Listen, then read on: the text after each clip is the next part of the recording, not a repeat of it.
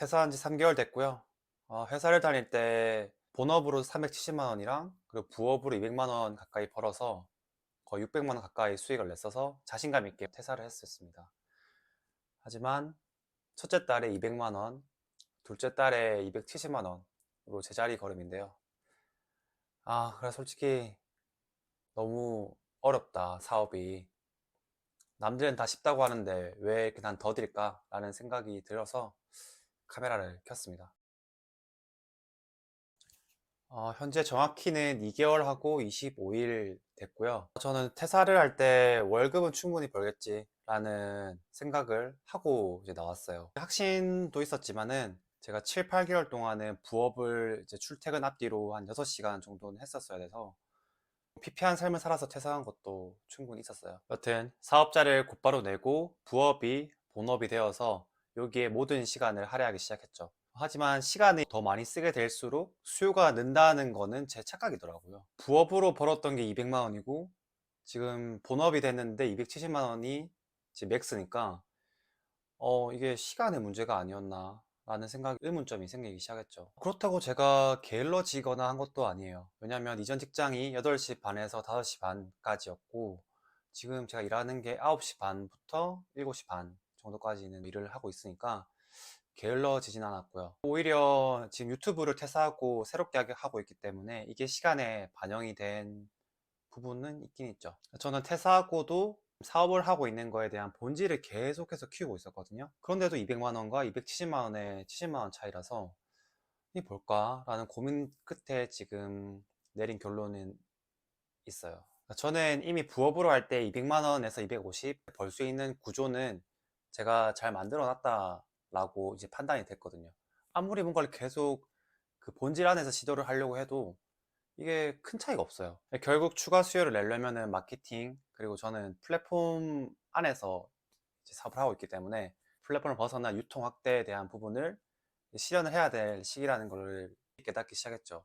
그래서 지금은 불이 나게 홈페이지 만들고 있고 이게 완성이 곧 될 예정인데 이제 블로그라든지 이제 카페나 이런 쪽 인스타 홍보를 적극적으로 해서 수요를 늘려볼 계획입니다. 그리고 제가 직장인 7년 차를 하다가 퇴사를 하니까 알게 된 것도 있는데요. 정말 몰랐는데 세금이랑 4대 보험 중에 국민연금, 건강보험에 대한 고정비가 직장인일 때랑 다르게 체감이 크더라고요. 부가세 같은 경우는 이번에 냈는데 제가 사업자를 내고 나서 이제 그 계산서를 끊는 고객들에 대한 추가 수요 확보는 됐지만 결국 부가세라는 세금이 나가야 되는 것이고, 그리고 4대 보험 같은 경우는 직장인일 때는 원청 징수였기 때문에 전혀 몰랐던 것들이 지금 소득이 잡히기 시작하면은 이제 그 소득에 따라서 나가더라고요. 이건 전혀 몰랐었어요. 물론 저는 퇴사한 지 얼마 안 돼서 소득이 내년부터 잡히는데, 그래서 이제 보험이랑 연금은 금액이 작지만 부가세 고객은 많아서 한 월에 5, 60은 나가는 것 같아요. 그래서 퇴사를 하시기 전에 고정비가 올라가는 이런 요소들은 한번 체크를 하시는 게 좋을 것 같아요. 유튜브 첫 영상이 2주차 퇴사 영상이었는데 그때 제가 조언으로 말씀드렸던 게 작은 수익 시스템이라도 만들고 퇴사를 하는 걸 추천드린다. 그렇게 해야 나와서도 불안하지 않다 라는 내용을 말씀드린 게 있었어요. 저는 그래도 이 순수익 200만 원 정도의 구조는 짜져 있었기 때문에, 하지만 그래도 제가 이렇게 불안해하는 부분이 있거든요. 저는 성장에 대한 부분이 필요한 사람이기 때문에. 그렇기 때문에 이거는 필수적으로 저는 꼭 하시고 나오셔야 한다라고 말씀드리고 싶고요. 그리고 여기에 한 가지 더 덧붙여서 제가 3개월 차가 됐을 때 미리 하길 잘했다고 생각을 하는 게 데드라인을 정한 거예요. 저는 6개월 데드라인을 정했고, 그렇다면 3개월 차니까 4월까지의 가시적인 성과가 나는 부분을 정했고, 그 성과는 월급의 2배, 저는 700만 원 순수익으로 잡고 있거든요. 퇴사 전에 부모님께 말씀을 드릴 때도 퇴사를 하겠다, 이러이러한 계획을 가지고 있다 라고 말씀을 드렸을 때 부모님이 한사코 말리셨어요.